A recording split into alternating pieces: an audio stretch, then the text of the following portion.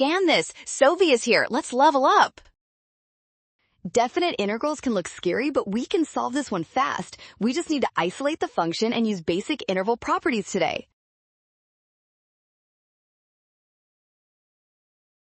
First, let's simplify our given equations by using linearity. Divide the first integral by 2 to get 5 halves, and divide the second by 4 to get 7/4. Boom, easy. Next, remember that the integral from a to c is just the sum of integrals from a to b and b to c. This additive property is the key to winning. Subtract 5 halves from 7/4 to find the missing piece. This gives -3/4, making option A the final winner.